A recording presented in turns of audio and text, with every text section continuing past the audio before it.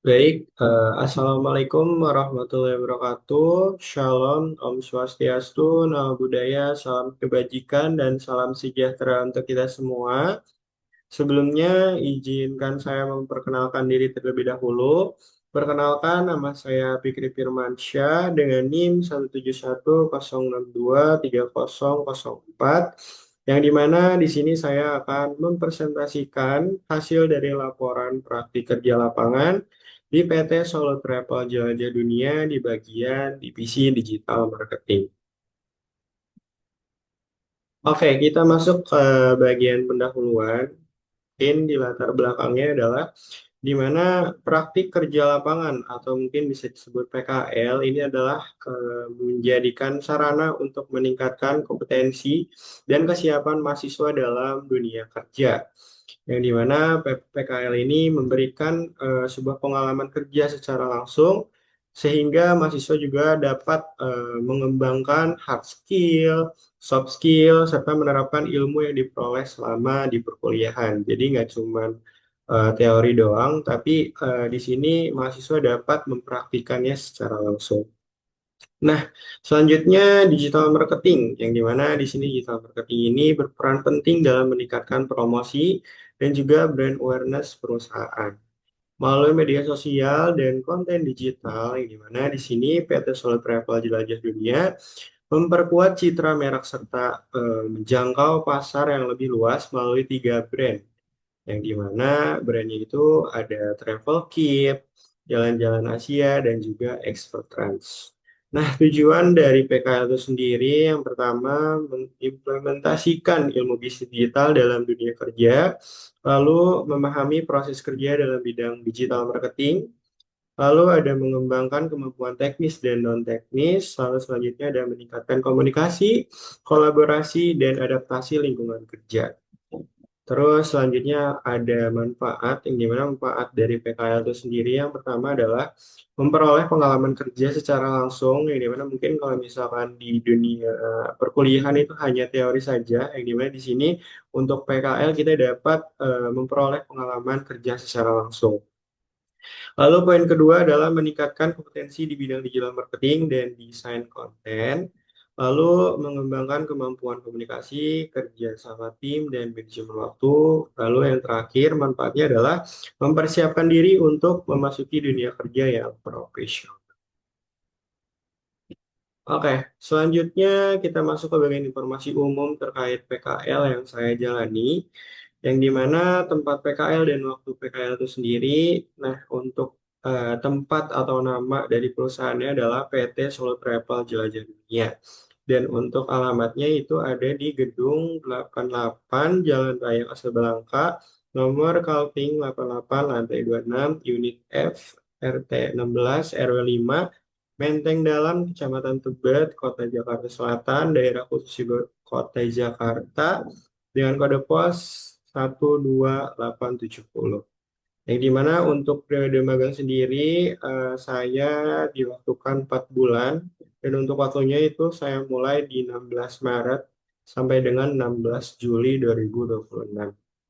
Nah, untuk proses kegiatan sendiri, mungkin dari mulai awal, mungkin tahap persiapan, dan di mana tahap persiapan ini dimulai dengan mencari informasi lowongan, menyusun dan mengirimkan CV serta portofolio yang saya punya sehingga mengikuti wawancara daring hingga mengikuti wawancara daring untuk mengetahui ekspektasi dan juga ruang lingkup tugas.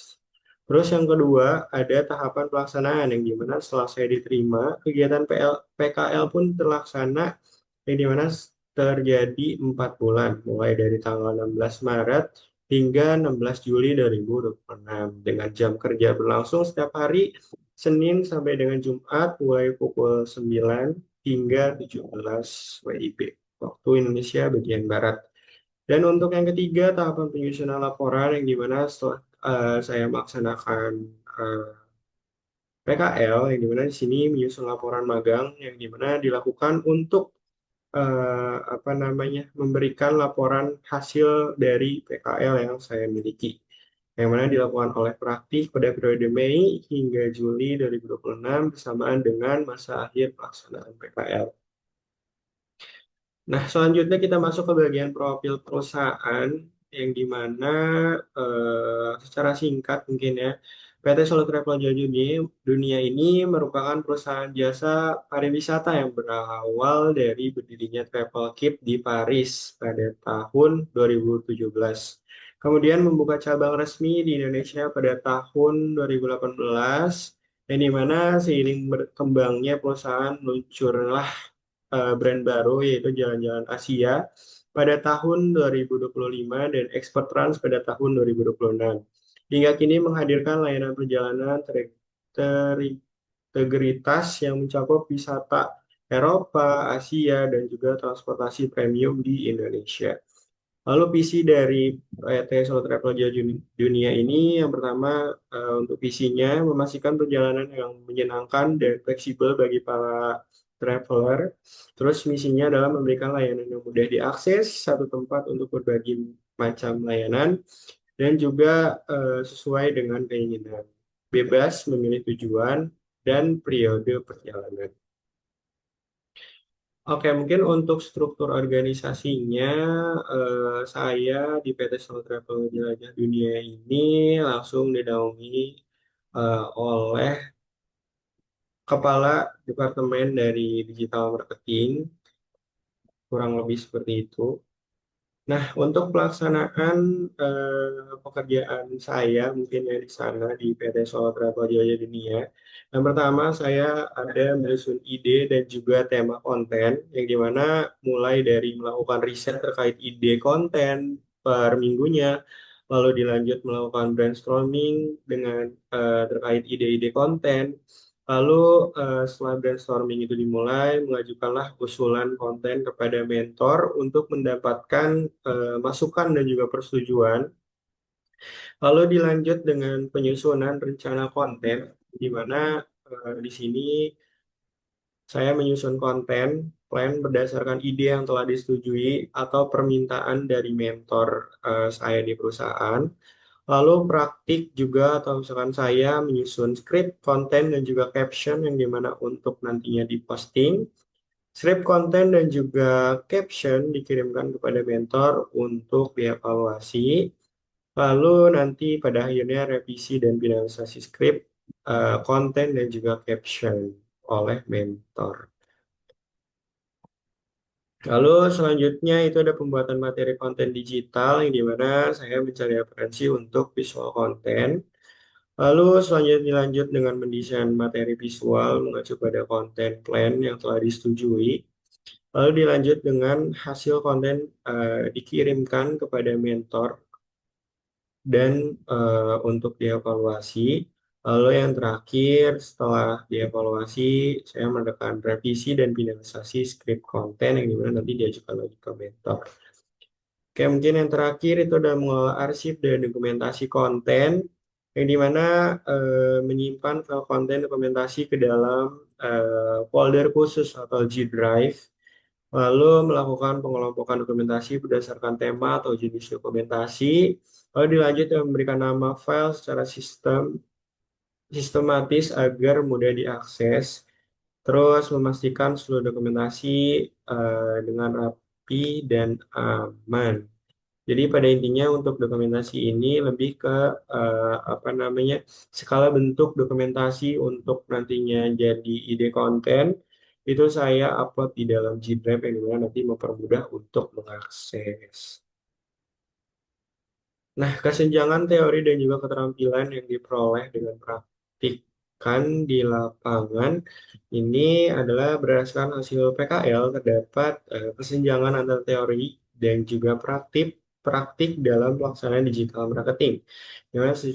Di mana secara teori pembuatan konten dilakukan melalui perencanaan yang sistematis, sedangkan dalam praktiknya di PT Solo Travel Jaya Dunia, konten sering dibuat menyesuaikan kebutuhan perusahaan yang bersifat dinamis, yang dimana kondisi ini menunjukkan bahwa dunia kerja menuntut kemampuan adaptasi dan fleksibilitas dalam menjalankan strategi pemasaran digital. Menurut Setristiono dan Valen 2022, keberhasilan komunikasi pemasaran digital dipengaruhi oleh kemampuan perusahaan beradaptasi dengan kebutuhan pasar, dan memanfaatkan media digital secara efektif. Nah, untuk selanjutnya mungkin ini adalah kontribusi dan juga hasil yang saya lakukan. Mungkin yang pertama itu ada desain produk, yang dimana desain produk sendiri saya buat itu untuk produk-produk yang memang untuk brand-brand yang sekiranya ada produk untuk diupload. Tapi nggak cuman saya mendesain terkait produk, yang dimana produk ini mungkin ya tadi bersinggungan dengan digital marketing. Jadi gimana caranya saya membungkus promosi ini tuh gimana sih cara orang-orang tuh bisa tahu terkait produk-produk kita yang dimana saya terapkan ke dalam visualisasinya. Terus yang kedua ada desain hari peringatan mungkin ya yang dimana ini sering terjadi di beberapa brand juga yang memang setiap ada ucapan itu saya buat juga untuk apa diupload ke dalam Instagram dari PT Solo Travel Jaya Dunia. Lalu nggak cuman hari peringatan, saya juga membuat desain konten santai. Jadi nggak cuman desain yang dimana membahas produk, promosi, terus juga hari peringatan, tapi juga saya membuat konten santai supaya ada interaksi daripada audiens dan juga brand kita itu sendiri. Terus selanjutnya ada konten edukasi.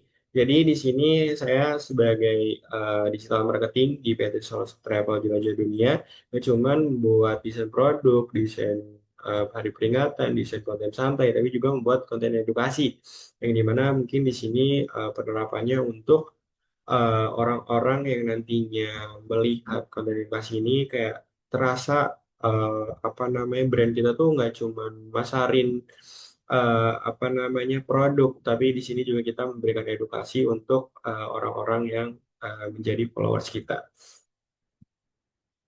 Oke, mungkin selanjutnya ini di desain media pendukung operasional perusahaan. Mungkin kurang lebihnya adalah ketika perusahaan membutuhkan desain-desain secara mendadak atau desain-desain yang memang diperlukan seperti roll banner, ID card, dan semacamnya, saya juga membantu membuat.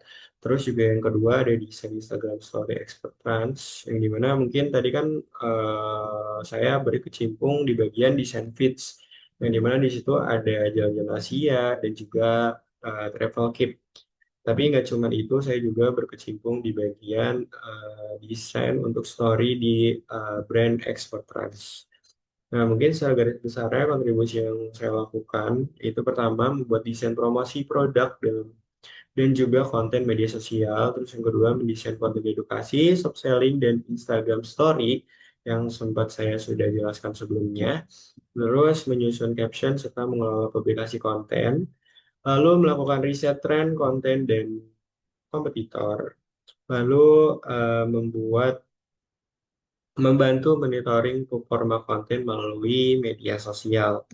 Dan juga hasil yang diperoleh pertama adalah berhasil menghasilkan berbagai konten digital yang dimana dipublikasikan pada akun Travelkit, Jalan-Jalan Asia, dan juga Expertan dengan sesuai dengan standar visual perusahaan. Lalu poin kedua adalah mendukung konsistensi identitas visual dan komunikasi pemasaran pada ketiga brand perusahaan. Terus yang ketiga adalah membantu memperkuat brand awareness serta penyampaian informasi produk dan juga layanan melalui media sosial. Lalu yang terakhir adalah memberikan referensi konten dan hasil riset yang memang dimanfaatkan sebagai bahan pengembangan strategi pemasaran digital perusahaan. Lalu di sini pun gak cuman saya menerapkan beberapa pekerjaan saya, di sini saya juga memberikan kendala dan juga solusi menyampaikan. Yang pertama untuk kendala sendiri itu satu satu orang menangani beberapa brand sekaligus yang memang sempat saya mention sebelumnya. Kalau misalnya di PT ini tuh saya memegang tiga brand, jadi praktikan menangani beberapa brand dengan kebutuhan konten yang berbeda sehingga harus berfokus membagi dalam bekerja, harus membagi fokus dalam bekerja. Nah, solusinya mungkin tadi kan nggak cuma bahas kendala, itu ada solusinya untuk yang poin pertama itu yaitu mengatur prioritas pekerjaan yang dimana praktik menyusun prioritas berdasarkan tingkat urgensi dan jadwal pekerjaan. Itu. Terus yang kedua untuk kendalanya adalah adanya tugas tambahan yang bersifat mendadak, di mana praktik sering menerima tugas tambahan di luar pekerjaan utama sehingga belum menyesuaikan prioritas. Yang dimana kayak semisal perusahaan membutuhkan untuk desain ruang banner dan semacamnya sempat sudah saya jelaskan.